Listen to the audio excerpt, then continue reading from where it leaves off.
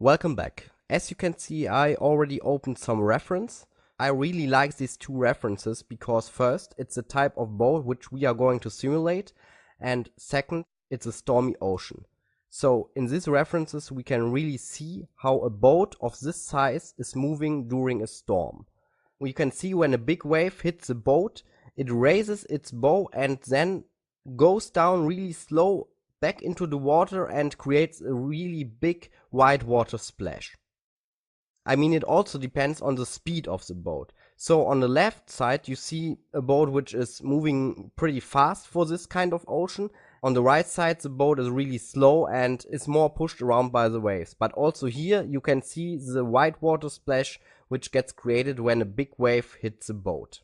Another thing which is really noticeable is that most of the details are coming from the white water, so the foam. Basically the flip sim is the water itself and the white water sim is the foam on white water. So I think in the end we will spend more time tweaking the white water behavior than the actual flip sim. Because basically the whole splash consists of white water and the water surface itself is covered up. But for sure a good base flip sim is also really important because it defines the moment, the impact and the dynamic of these splashes. But first thing we have to create is our boat motion, and to do this we have to set up the ocean surface. So let's take a closer look. First we have many high frequency waves because of the high wind speed, and then we have from time to time we have these big waves which are really pushing up our boat. So let's try to recreate this look with the ocean spectrum and the wave SOP.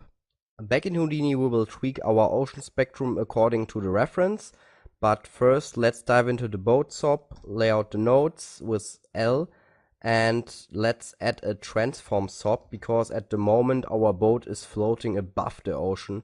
That's not what we want, so move it down in the y-axis by 1.789, that looks fine. Now the position is much better. You can also see the null object which is the output for the guided ocean follow function. Now we will dive into the guided ocean layer initial to tweak our spectrum. So let's display the preview plane here. And before we start, let's extend our grid just to have a better overview.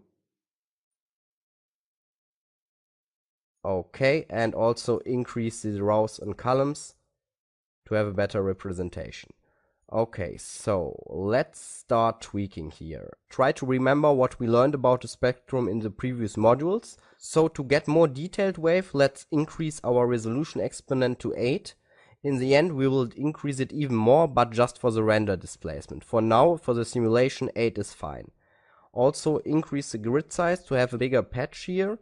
So let's lower the timescale here to 0.85 to get a better feeling for the scale, so the wave moves a bit slower.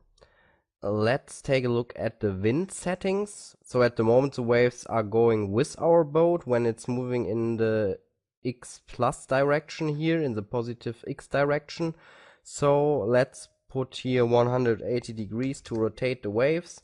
Now they should go in an opposite direction, so they are colliding more with our boat. Okay, that's fine. And let's decrease the speed a bit, so the low frequency waves, because we will add them later on with a separate wave SOP. Also increase the directional movement so that the waves are really going with the wind, and the chop value to 0.8 to have sharper edges. Okay, now they are really aligning with our wind direction here. Okay, last but not least, the amplitude. Let's lower the scale a bit to 3.5 here, so in the end we have 4.2 scale, because as I already mentioned we will use this just as a detail layer. The big waves we will introduce later on with the wave SOP.